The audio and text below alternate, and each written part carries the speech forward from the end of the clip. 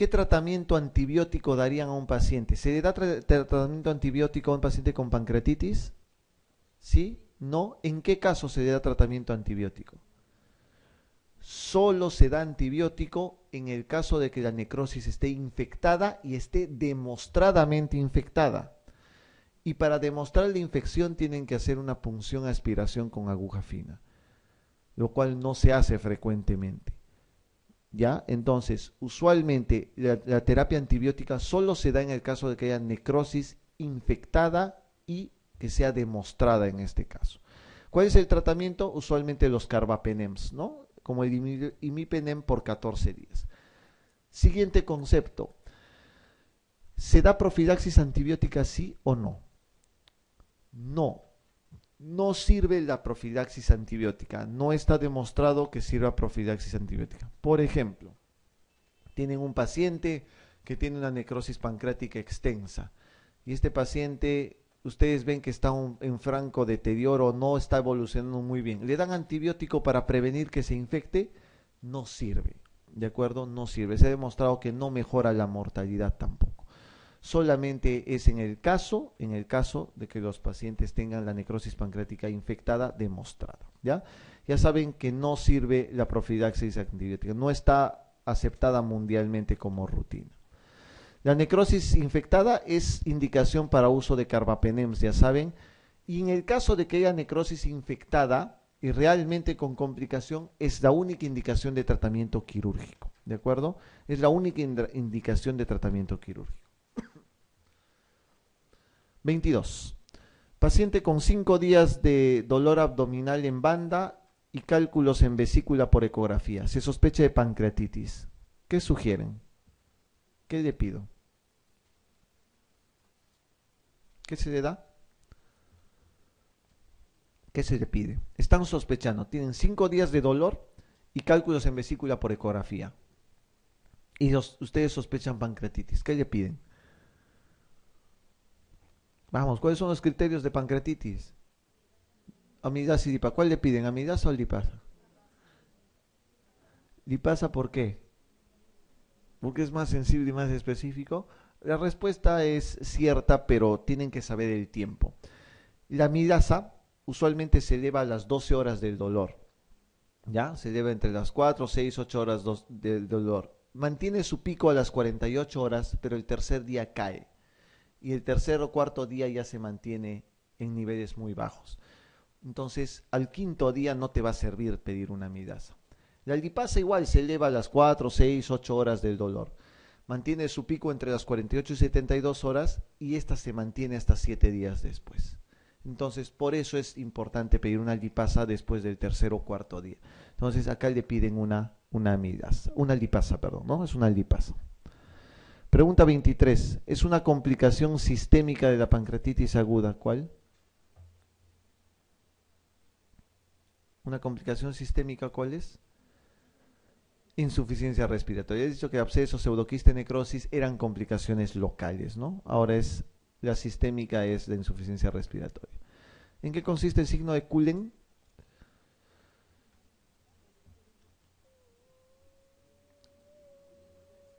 Coloración azulada periumbilical, ¿no es cierto? Eso es básicamente un signo de Cullen. No olvidar el Gray Turner es en flancos, ¿no es cierto? Y eso se da en pancreatitis necrohemorrágica. Eso se da en el 4% de pancreatitis necrohemorrágica. O sea, muy raro de que se vea realmente. Esto es un signo de Cullen, ¿ya? Para que no se olvide.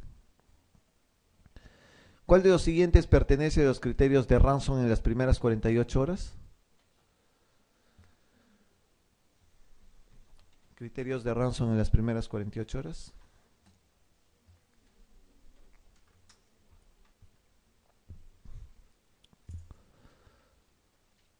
Calcio es en las 48 horas. Amidasemia se utiliza. Descenso de hematocrito más del 10%, proteínas menos de 6, déficit de bases. ¿Cuál realmente es el descenso del hematocrito? Recuerden que el calcio pero el calcio es menor de 8, ¿no es cierto? Cuidado, por eso les estoy diciendo, lean bien, apréndanse bien los criterios de Ranson.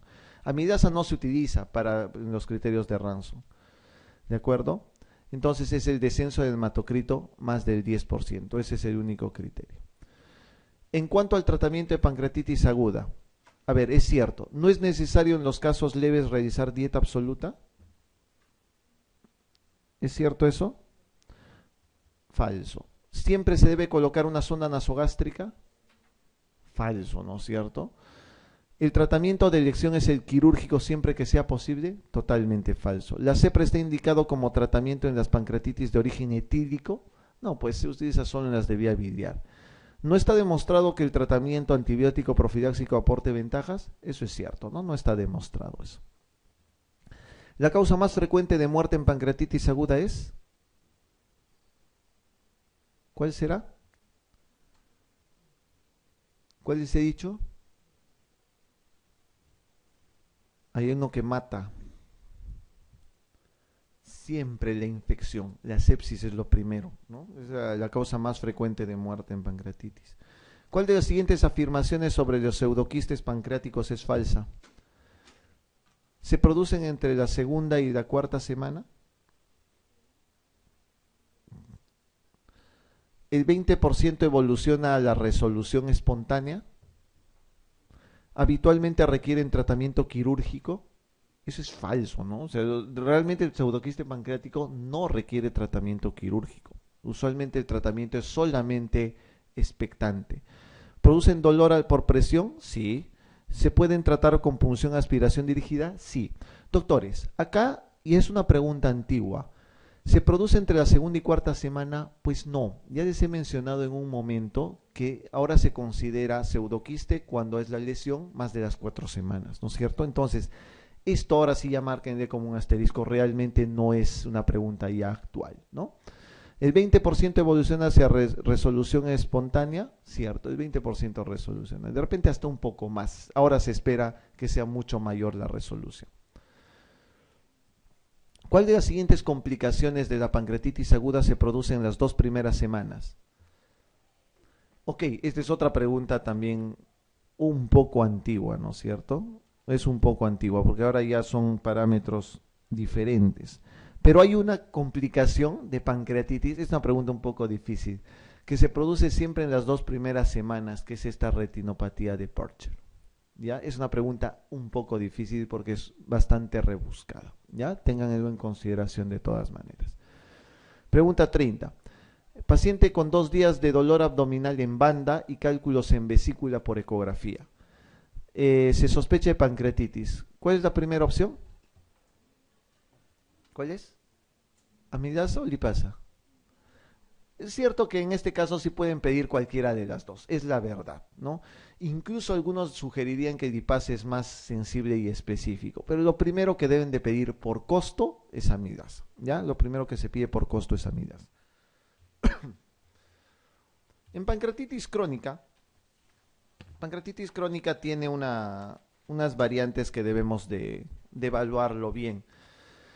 Vamos a ver primero, señale entre las siguientes cuál es habitualmente la primera manifestación de pancreatitis crónica etílica. Esto les voy a enseñar que todo paciente que tenga una pancreatitis crónica por alcohol siempre tiene que tener una pancreatitis aguda previamente, siempre. Entonces, es una pregunta realmente fácil. Entonces, siempre tiene que manifestarse como un episodio previo de pancreatitis aguda, ¿de acuerdo? Cualquier pancreatitis alcohólica debe manifestarse siempre como una pancreatitis aguda previamente. Es una pregunta solamente para considerar. Doctores, pancreatitis crónica tiene un concepto fundamental que tienen que tener en cuenta. Primero, es la fibrosis pancreática, es fibrosis del páncreas de manera progresiva. Si ustedes ven acá en esta tomografía, ven que muchas calcificaciones, ¿no? No todas las pancreatitis son calcificantes, ¿ya? No todas son calcificantes, ese es un dato que deben de tener en cuenta. Entonces, hay pancreatitis que usualmente pueden ser crónicas, pero no tienen calcificación. ¿Por qué? Porque el concepto fundamental de pancreatitis crónica es la fibrosis del órgano, es decir, fibrosis progresiva. Existen varios tipos, calcificante, obstructiva o autoinmune. Este es un tema poco preguntado realmente, pero cuando preguntan tienen que tener en claro algunas cosas. La pancreatitis crónica autoinmune, si hay algo que deben de recordar en la autoinmune es esto. ¿Cuál es el marcador serológico? Y es la inmunoglobulina G4. ¿De acuerdo? Por favor, dato muy, muy importante. En pancreatitis autoinmune, la inmunoglobulina G4 y obviamente responde a corticoides porque es autoinmune, ¿no es cierto? Les van a preguntar lo otro. ¿Cuál es la causa más frecuente de pancreatitis crónica en general? Y la causa más frecuente es alcohol.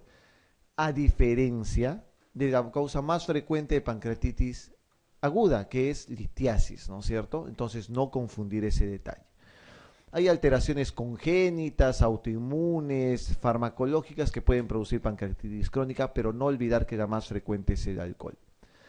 En la pancreatitis alcohólica se darán cuenta que hay un detalle importante. Para empezar, hay suerte de que no todos los alcohólicos tengan pancreatitis crónica, porque para eso necesitas más de 15 años de consumo de alcohol y usualmente el consumo tiene que ser más de 100 gramos día. ¿Cuánto era para hepatitis alcohólica?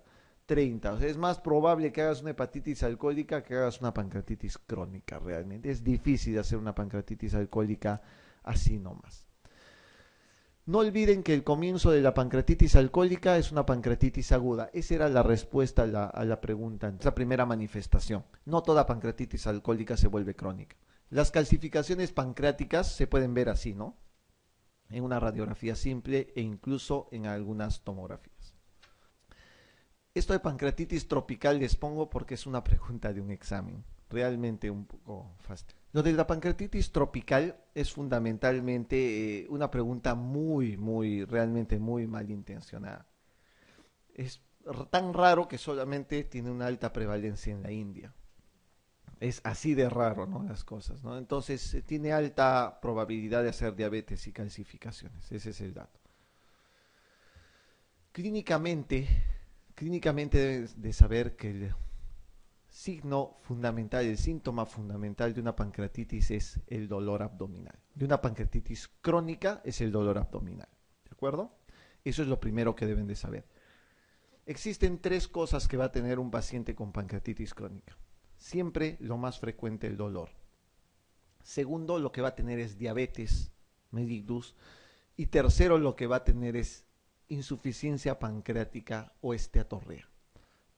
¿De acuerdo? Son las tres cosas que tiene un paciente con pancreatitis crónica. No olvidar. El dato importante es que la diabetes y la esteatorrea se presentan muchos años después del inicio de la pancreatitis. Muchos años después. Entonces, lo que predomina usualmente siempre es el dolor. Miren, dolor 80-90% de los pacientes.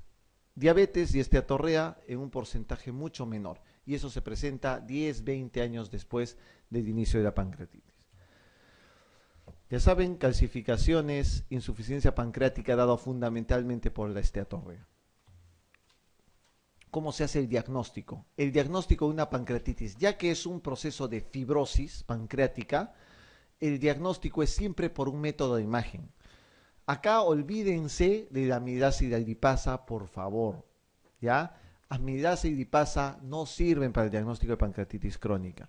Solo sirven los métodos de imagen para ver la fibrosis fundamentalmente. ¿De acuerdo? TAC, resonancia, RCP, ultrasonografía, lo que ustedes quieran. Miren el curso natural. Usualmente las calcificaciones, esto está en años, miren, 0 años, 5 años, 10 años, 15 años.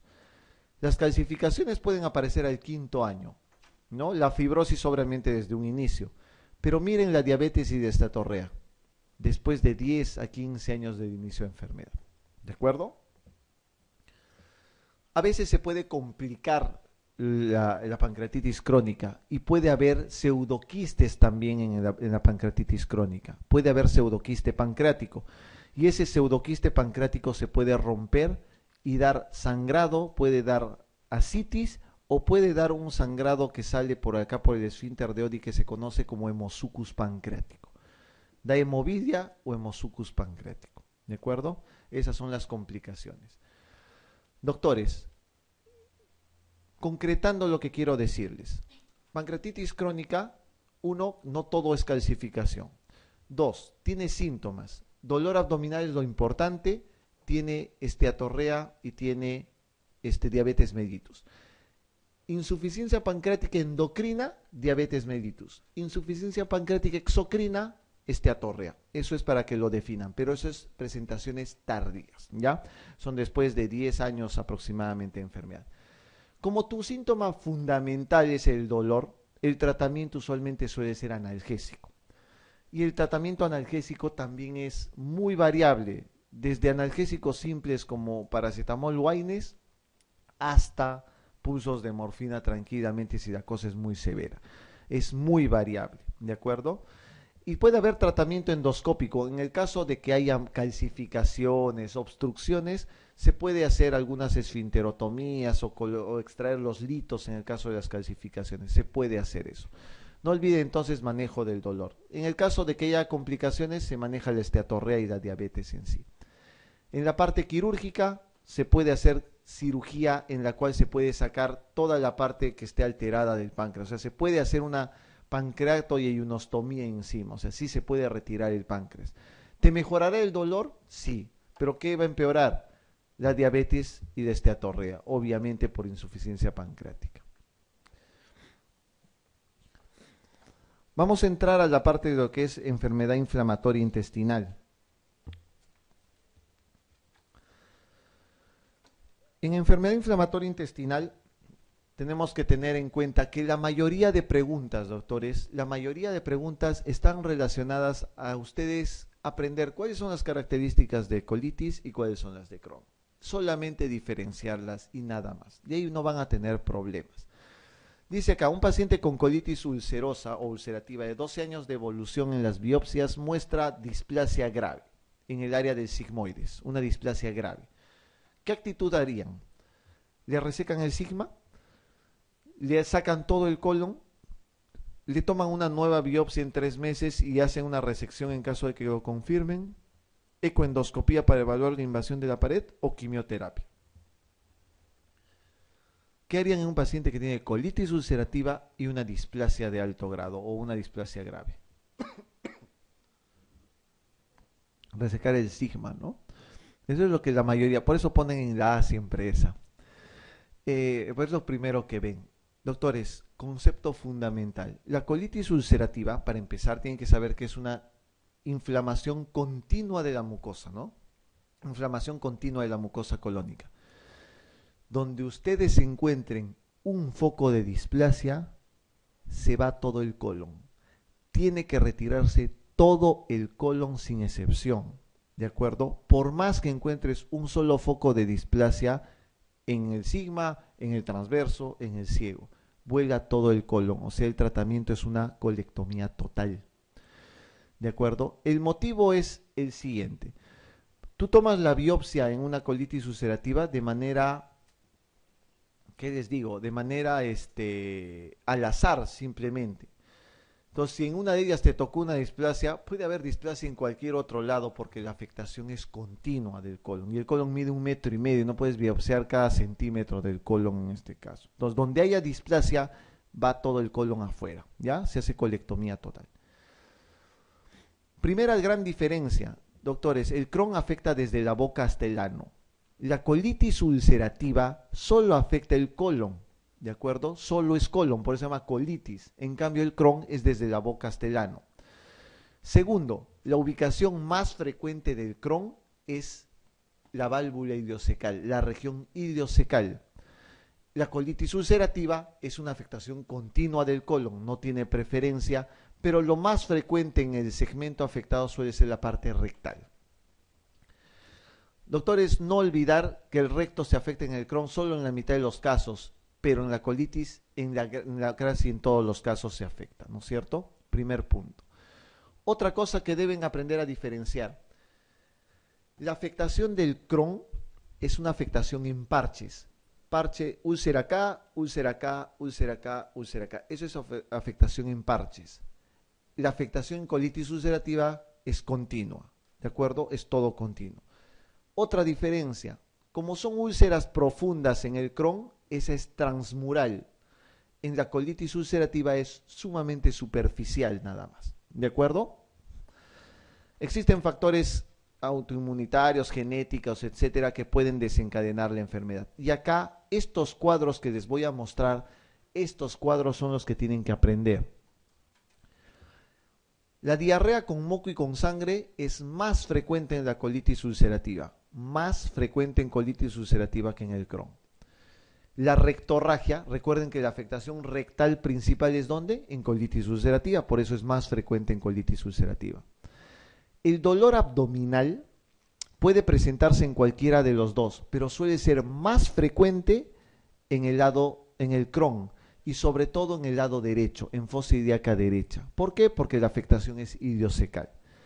La mala absorción puede verse en pacientes con Crohn. ¿Por qué? Porque ¿dónde se absorben los alimentos normalmente? Los nutrientes. ¿En qué órgano? En el intestino delgado. ¿La colitis afecta el intestino delgado? No, pues por eso mala absorción solamente en el Crohn. Esto es importante. Afectaciones extraintestinales, artritis, epiescleritis, eritema nodoso. Eso mismo puede verse en el Crohn. En el Crohn es más frecuente el pioderma gangrenoso. ¿Ya? En el Crohn es más frecuente el pioderma gangrenoso. Esto es una colitis ulcerativa en la cual hay afectación continua. Este gráfico es de una colitis leve. Esto es una colitis severa, por ejemplo. Si ustedes pueden ver, es una afectación continua de la mucosa. No hay zonas que estén sanas. Es una afectación continua absolutamente de todo el colon. ¿De acuerdo? Es superficial generalmente. A diferencia del Crohn, que tiene úlcera, úlcera, úlcera, úlcera con zonas normales. Eso se llama afectación en parches, ¿ya? Entonces, el Crohn tiene afectación en parches. La colitis ulcerativa, afectación continua. Este es superficial, como ven. Estas úlceras son profundas, usualmente, son muy profundas, por consiguiente puede ser transmural incluso. ¿De acuerdo? Miren otra colitis, otro Crohn, una gran úlcera que incluso hace retracción de la mucosa y suele ser transmural, con zonas de mucosa básicamente normal. Colitis ulcerativa, afectación continua, continua, continua. Crohn, úlcera, úlcera, úlcera, una úlcera acá y con las demás zonas normales. Afectación continua, afectación en parches. ¿De acuerdo? Hasta que se aprendan de memoria. Colitis ulcerativa, continuo. Crohn, úlcera, úlcera grande y otra úlcera acá. Siempre en parches. ¿No entienden? Colitis ulcerativa, continuo y Crohn siempre en parches. Creo que ya les ha quedado claro eso. La colitis ulcerativa puede afectar mucho más frecuente la válvula ileocecal, no se olviden eso. Por eso esta región de acá es la región más afectada en el Crohn. En el Crohn les decía. En la colitis ulcerativa la afectación es colónica fundamentalmente. ¿Puede afectarse esto? Puede, ¿no? Por continuidad puede, pero solamente puede, no es lo frecuente. Los pseudopólipos, que son estas lesiones acá, son mucho más frecuentes en la colitis ulcerativa. ¿Puede haber en el Crohn? Sí, pero es más frecuente en colitis ulcerativa. Esto es un Crohn, úlceras serpiginosas, muy profundas, ¿no? Úlceras serpiginosas muy profundas con áreas básicamente normales. Eso es Crohn. No olviden qué cosa es el índice de Trulov. Se escribe Truelove. Este es índice de severidad de Trulov. Apréndanse, por favor, los 6 parámetros o 7 parámetros que utiliza el Trulov. Utiliza la cantidad de albúmina, si hay fiebre en el paciente, si hay la cantidad de deposiciones por día, la velocidad de sedimentación globular, el hematocrito, la frecuencia cardíaca o el pulso y la pérdida de peso. Son los 7 parámetros que se utilizan. Mientras más alterado esté cada uno de esos, se considera enfermedad por colitis ulcerativa severa, puede ser moderada o puede ser leve. Eso se llama índice de actividad o de severidad de Trulov para colitis ulcerativa. Ese es para colitis ulcerativa. Compromiso de la válvula ileocecal. ¿Dónde es más frecuente? En el Crohn, ¿no es cierto? Colitis ulcerativa más frecuente en el Crohn. Más gráficos para que se acuerden. Distribución difusa y en parches. Acá me interesa que marquen esto. Estenosis. La estenosis, recuerden que es más profunda en el Crohn. ¿Por qué? Porque en el Crohn las úlceras suelen ser más profundas y se alteran mucho más. En cambio, en la colitis ulcerativa es más frecuente que haya zonas de dilatación. Su complicación más frecuente será el megacolon tóxico, ¿no es cierto? Por eso hay mayor dilatación en este caso. No olviden que en la colitis ulcerativa puede haber alteración de la arquitectura fundamentalmente. No puede haber estas pérdidas o ramificaciones, depresión de mucina, lesión criptolítica, que son otras cosas que se pueden encontrar, estos abscesos crípticos, características que deben de aprender. Doctores, en Crohn hay un dato muy importante que es este granuloma. Granuloma no necrotizante. Eso hay que diferenciar de TBC. En TBC el granuloma es caseificante o necrotizante. ¿De acuerdo? En TBC intestinal, todas las características que les he mencionado del Crohn, todas son semejantes. Siempre. TB y Crohn son igualitas para diferenciar. ¿De acuerdo? Pero acá el granuloma en el Crohn es no necrotizante y la TB es caseificante o necrotizante. Ya saben, granuloma o células gigantes. No olvidar que la fisura y las fístulas son más frecuentes en Crohn. Fisura y fístulas anales son más frecuentes en el Crohn. Aquí está. No olvidar tampoco esto. Masa palpable. ¿En cuál veremos masa palpable? Básicamente más en el Crohn por estar en el lado derecho, en válvula ileocecal. En la colitis ulcerativa no se ve eso. Otro dato para que lo recuerden, las rectorragias, ya saben, más frecuente en colitis ulcerativa porque hay afectación rectal, menos en el Crohn. ¿En este hay algo importante? Sí, granulomas. No olviden que el granuloma no hay en la colitis ulcerativa y sí hay en el Crohn, solo en el 50% de los casos, si es que el patólogo es experto. ¿De acuerdo? Pues bien difícil de verlo, pero tienen que verlo. No olviden que las fístulas y fisuras son más frecuentes en el Crohn que en la colitis. Hay una entidad que se llama colitis indeterminada, en las cuales puede haber características de Crohn y de colitis superpuestas. Tranquilos, eso usualmente no suele ser una pregunta frecuente de examen. ¿De acuerdo? Una característica radiológica que quiero que recuerden fundamentalmente es, en colitis ulcerosa dice que se da una imagen en tubo de plomo, ¿de acuerdo? Porque hay pérdidas de las austraciones. Y en la enfermedad de Crohn hay lo que se llama el signo de la cuerda. Pero ojo, el signo de la cuerda no es patognomónico de Crohn, porque el signo de la cuerda puedes ver en cualquier entidad que te dé estenosis. Puede ser TB, puede ser linfoma, puede ser cáncer de colon. Entonces el signo de la cuerda no es patognomónico de Crohn. Tampoco el tubo de plomo es patognomónico de colitis ulcerativa. Es solamente características que deben de saber.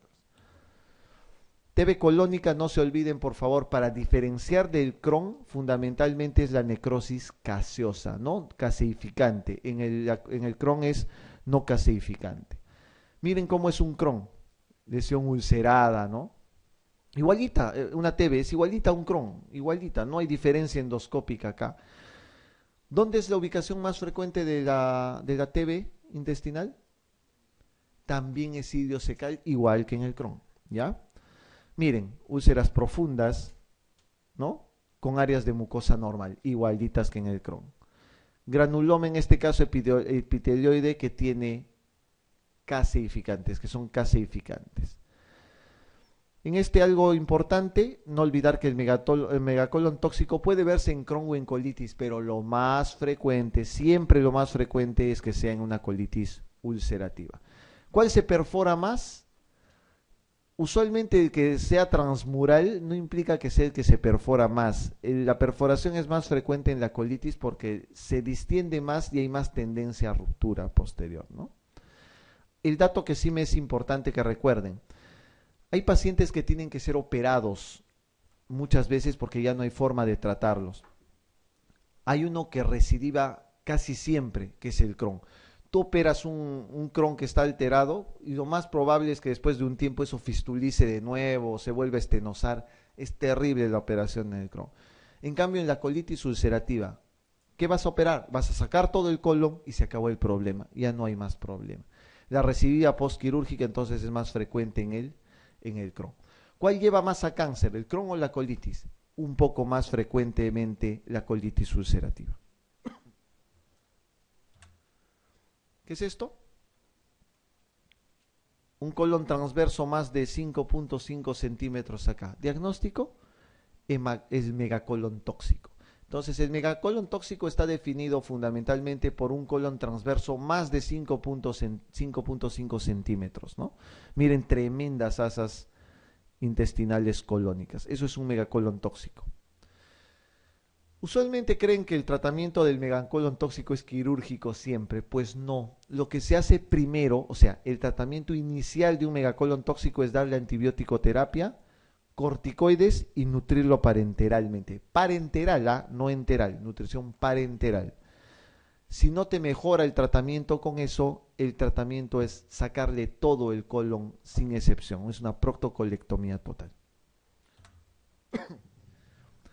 Sencillo para que recuerden, doctores, el tratamiento de colitis ulcerativa. El tratamiento de colitis ulcerativa es basado principalmente con lo que llamamos 5-ASA o 5 aminosalicidatos, ¿no? Con aminosalicidatos. Si es rectal nada más, si está solo en el recto, se utiliza supositorios de 5-ASA. ¿Cuáles son los 5-ASA? Mesalazina y sulfasalazina, ¿ya? Mesalazina y sulfasalazina.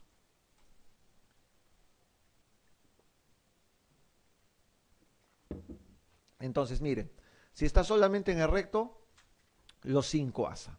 Eso es todo lo que se utiliza, ¿no? Si hay respuesta, le das de mantenimiento. Si es medio o moderado, o en el caso de que haya afectación en todo el colon, se utiliza 5-ASA, pero por vía oral, ¿de acuerdo? Una cosa es dar supositorio, que es local, y otra cosa es darle los 5-ASA, que son para todo el colon, ¿de acuerdo?